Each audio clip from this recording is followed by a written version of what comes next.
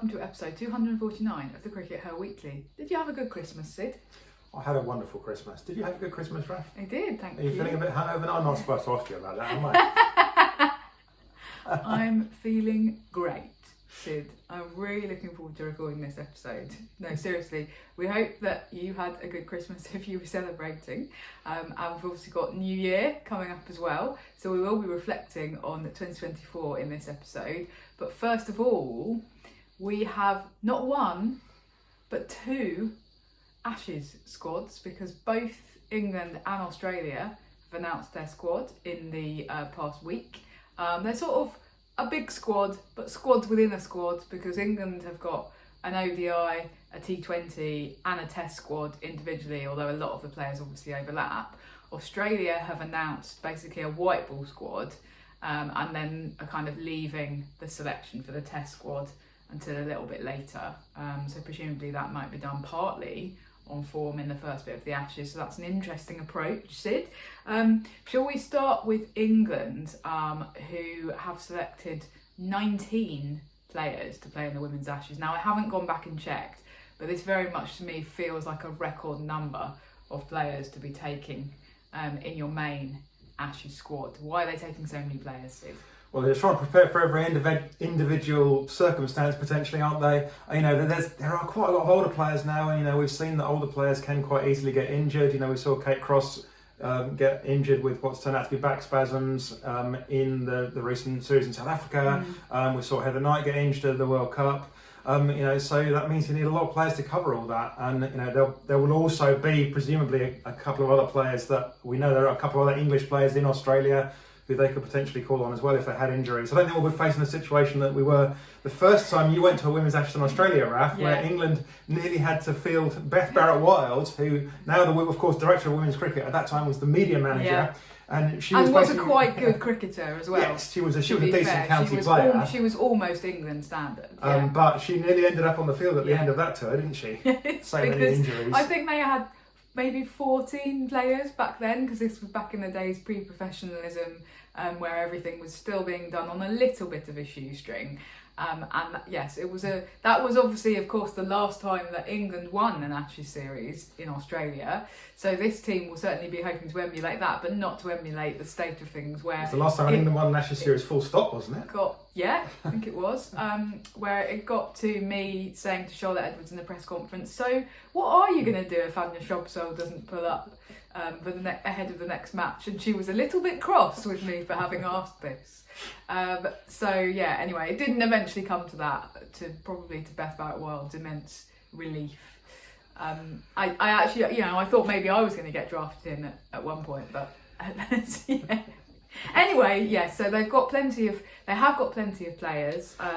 There's a little bit of kind of fitness question marks. It's still over Kate Cross, but also Danny Gibson and Freya Kemp as well. So I think that's one of the other reasons. That's one of the other things that they are trying to kind of provide cover for, because John Lewis said that none of those players are 100% at the moment, even though they are expecting them to be fit to play.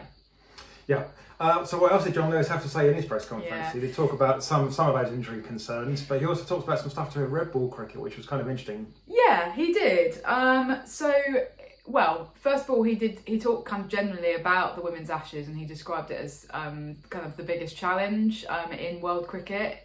He basically said he thinks it's harder to win the Ashes in Australia than it is to win a 50 over World Cup, which England haven't done in a while, either of those things.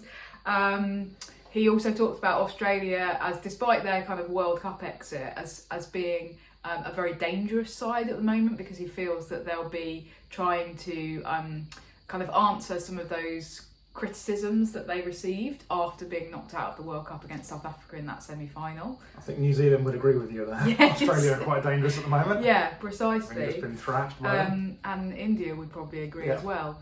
But yes, in terms of what he had to say about red ball domestic cricket, he just said we need it, basically.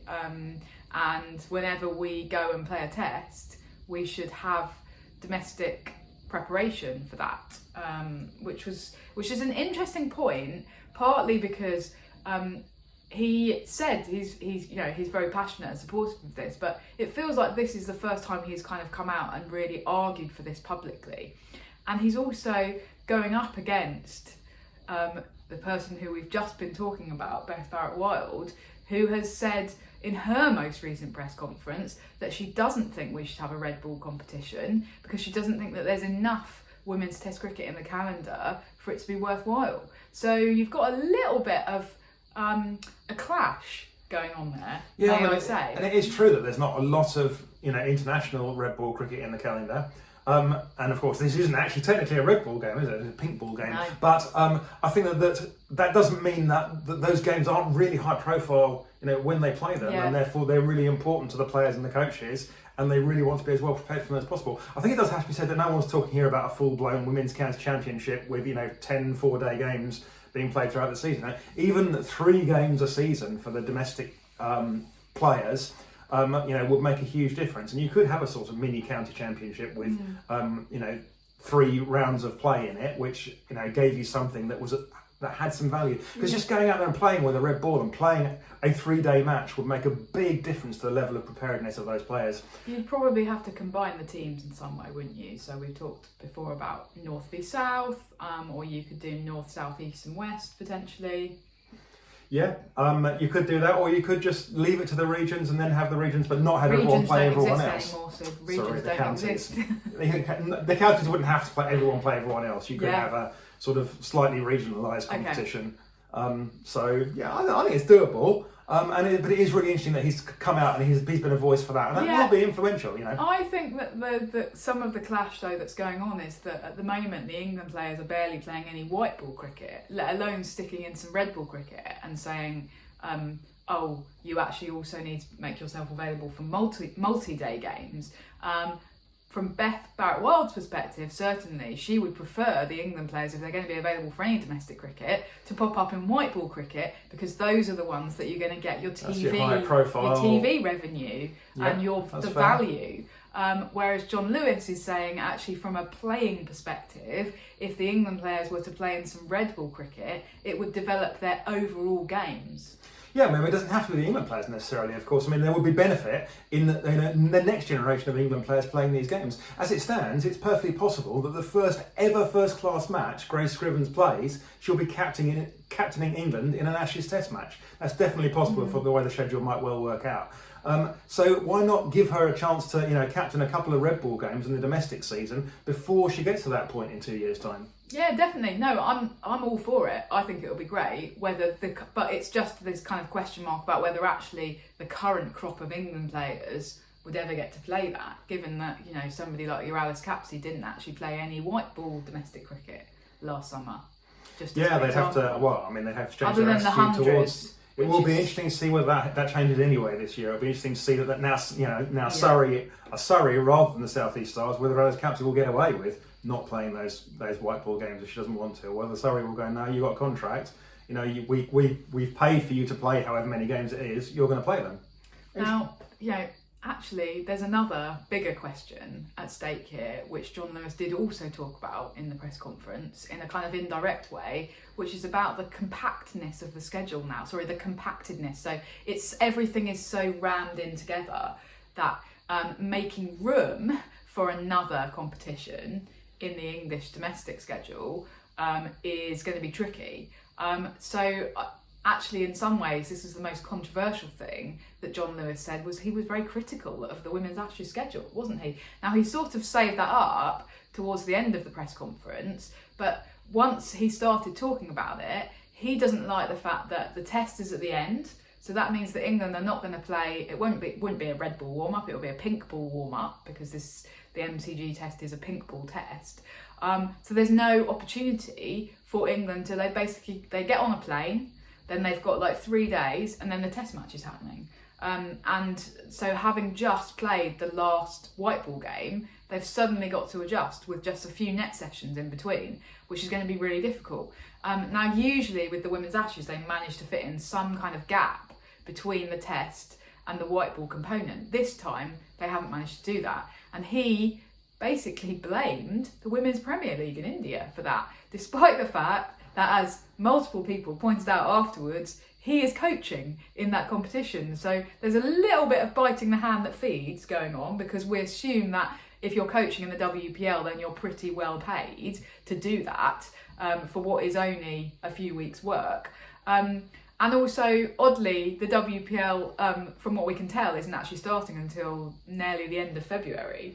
But he said that he asked for, England asked for the Women's Ashes to be a bit longer and to have a bit of a gap. And Cricket Australia said, no, we can't, because we've got Christmas, difficult to move, WPL, even more difficult to move. So they've compacted the schedule. The Women's Ashes is in like 3 weeks. 3 weeks, 7 games, one of which is a 4-day test, 5 cities. It's a ridiculous schedule, isn't it? Yeah, and the other thing is to bear in mind, we'll talk about this more when we're actually there, but it's not just that it's 5 cities, it's actually 7 cities, because you don't play 2 games in Sydney, you play a game in Sydney, and then you go somewhere else, and later you come back to Sydney, and then you play a game in Melbourne, then you go somewhere else, and later you come back to Melbourne. So, it really is a mad schedule, and he probably has some right to be, to feel that it's going to be, it's going to be very tough, and there isn't any room for warm-ups and things like that. No, and I think that he basically said, look, actually the players aren't massively happy about this either, probably on either side, to be honest, because it's mad for them as well. And he also made the very good point that it's very unlikely that we're going to see the same players playing the whole series, because they're simply not going to stand up to that. They'll be, by match 4 or 5 and all of these flights, they'll be exhausted. So that is one reason also why England are taking 19 players, and presumably why Australia are waiting to announce their test squad, because they need to work out who's actually still got two legs to stand on by the time they get to the MCG. Now, I do think there was a lot made last time about the fact that you had the test at the beginning of the series, and that meant that because Australia won, the rest of it wasn't going to be competitive, la la la. Well, actually, that turned out to not be true. But always we're playing jiggery-pokery around with the Women's Ashes schedule. One thing with having the test at the beginning is that you can get the players out there a little bit early, and you can actually have them doing a red ball or a pink ball, in this case, warm-up, because you've got that at the start. The test at the end, well, we're here, and that's not happening this time. And so that's one of the ways that actually having the test at the end is a big disadvantage, I think. The other thing that Cricket Australia seem to be a little bit obsessed with, as you've just pointed out, Sid, is, well, we've got to get to all of these different cities on multiple different occasions. So we've got to play 2 matches in Melbourne, but instead of playing them back to back, as would be the sensible approach, we're going to play them like a week or 10 days apart. Does it really need to travel around the country like that? I think at some point we have to accept a bit of a compromise, because if WPL is not movable and Christmas is not movable, there were still ways to make the schedule less mad. Australia is a big place, and so everyone needs to get on the plane if they're travelling around, but why could they not have played all of the ODIs in Melbourne and then all of the T20s in Adelaide or something like that? That would have been your compromise position, made it less right? Mad. Well, they could have made it just a bit less mad by scheduling the final ODI in Melbourne at St Kilda, and then the test, after that, so you didn't have those extra flights. Yeah. Anyway, it is what it is. Everyone is going to have to deal with it, and we can't wait anyway. We're still excited. Let's talk briefly about the Australia squad, Sid. What of Australia? What big news from Australia is there? Not a huge amount, to be honest. Sophie Molyneux is out. She's got to have surgery, unfortunately, for this ongoing injury. Alyssa Healy is in, but potentially as a batter only, as she's been playing in the series against New Zealand. That's still TBC though. I'm not too concerned about that from an Australian perspective, because you could say, I know you talked last week about Amy Jones being the best wicketkeeper in the world. Well, let's say Alyssa Healy's 2. They've also got number 3 in their team, Beth Mooney. So it's not too big a loss, because Mooney will do a very good job. But potentially a little bit of a concern with Healy's form, Sid? Well, yeah, I mean, you have to ask, I think, does Alyssa Healy really justify her place if she's not playing as a wicketkeeper? Especially as Georgia Voll's been in such good form. I mean, really on form, I think that you'd open with Georgia Voll and Phoebe Litchfield. Are they going to do that? No, of course they're not. They could drop Healy down the order, but yeah. Well, I agree. but, I think it's tough on George of all to come in and make a century. If you drop Healy down the order, then you're looking at who are you going to drop? Are you going to drop Elise Perry then, or are you going to drop Talia McGrath? Or, are you going to, where do you kind of make that space? I think there is a question mark over whether her place is justified, but we'll get to that, I suppose. I think dropping your captain would be quite a radical move, I must say. Well, yeah, but on the other hand, then we can see exactly what's going to happen here. People are going to say to me, well, Sid, you can't drop Alyssa Healy because she's the captain. So even though she doesn't justify a place in the 11, then, you should play her because she's the captain. And I'm going to be told this by exactly the same people that told me that we couldn't possibly bring Grace Scrivens into England 11 as captain because she doesn't justify a place in the 11. Okay, well, good luck in your first press conference with Alyssa Healy after she's just made 100. And she can say, I've answered all my critics, including that Sid Egan from CRICKETher. I don't think Alyssa Healy pays much attention to me. You never know, Sid. Okay, yeah, very excited about the Women's Ashes. Let's take a little bit of time to look back at 2024 first, though. We hope you had a great year. There's certainly been a lot of ups and downs in terms of women's cricket, from a women's cricket perspective. Sid, what was your most memorable moment from 2024? And can I just preempt you by saying that you're not allowed to say it was seeing Taylor Swift in Paris, okay? From a women's cricket perspective, what was your most memorable moment? I think that for me it's the two T20s that we saw in Ireland, which really kind of brought some joy back to cricket. That sometimes the sort of the level of professionalism now does feel like it's a bit joyless. Whereas for lots of reasons, those two T20s in Ireland were joyful. The first one, Bryony Smith came back into an England shirt. She hasn't had many opportunities, and she went out there and she literally smashed it. Yeah. And we saw her afterwards, and she was just glowing. She was just so happy, and it was just delightful to see someone that happy, and that she was just like, I did this. I knew I could do it, and I came out there and I smashed it, and this is brilliant, and I love it. Yeah. And then the next day we saw Ireland in their first T20 win against England. The joy in the Irish players. It was like they'd won the World Cup. There was more joy in the Irish players than there was in the Australian players the last time they won the T20 World Cup, where the Australian players back in South Africa when they won the T20 World Cup were like, yeah, we won a World Cup, high five. They were just so happy, and they went off. They partied into the night. They were singing in the bar afterwards, and it was just so. It was the joy of those 2 days. It was fantastic. Okay. What about you, Raf? What's your highlight from? Well, I really thought you were going to say Sunrisers and Grace Scrivens leading them to the unlikely victory of the underdogs in the Rachel Hay Trophy. What a great story that was. Oh, it was a wonderful story, but it still didn't quite touch the Ireland thing. Okay. Yeah, I mean, that's probably my my kind of nice, memorable moment. I have to say that sometimes it's the bad moments that live longer in the memory. And so for me, I will always remember just being sat on the sofa. I was quite ill because I had a cold, and I was covering the World Cup for The Guardian, and just absolutely, like, almost literally tearing my hair out watching England fielding against West Indies and just completely falling to pieces.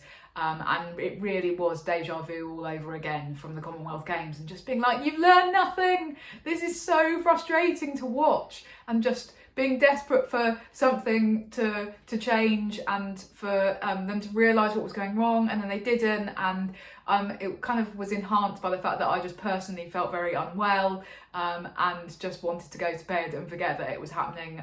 But no, that was probably my most memorable moment for the year, which is really bad, isn't it? Because we're meant to be talking about nice things that happened in 2024, but you win some, you lose some, or something. And I hope that eventually that moment will kind of come to shape what we see from England in the coming years, that they will eventually kind of wake up to the fact that something went quite badly wrong to take them to that moment.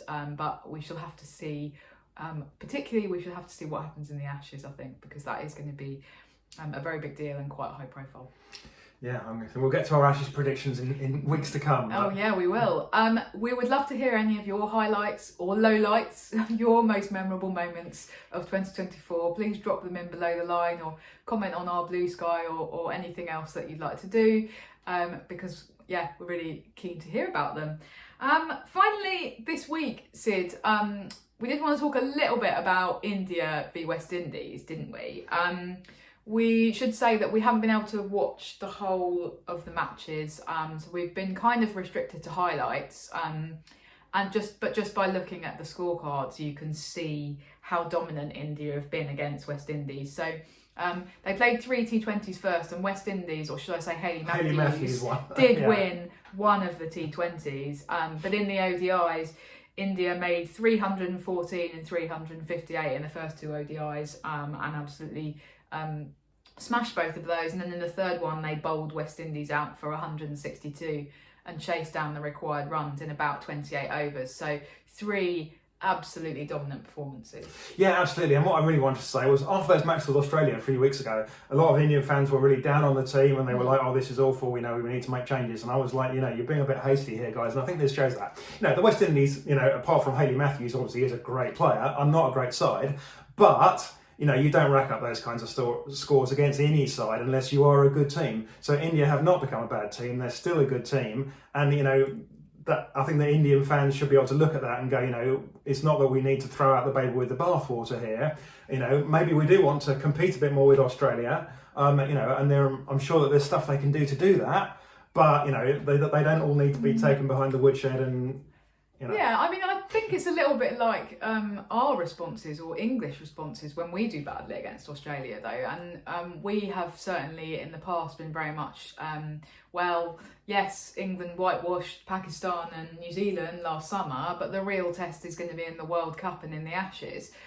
Indian fans expect their team to do well in World Cups and to compete against Australia, and they failed to do both of those things in the last few months. So that's where that frustration is coming from, I think. Yeah, I guess that's a fair point. Yeah, I think that's a reasonable point. I just think that the idea that they've become a terrible team is just not true. They're a reasonably decent team. They're definitely in the top 3 teams in the world, and their time will come, I think. Yeah, and I think that we, from an English perspective, will get much more of an idea about where England are at in the next 6 weeks. It's not very long, is it? For 5 weeks, anyway. Here's to a great 2025 and hopefully a really exciting and competitive Women's Ashes series. Although, given England's recent showing and Australia's recent form, I feel slightly anxious. But anyway, we will come to that. We wish you a very happy New Year, and when we next see you, it will be 2025. See you then. Bye.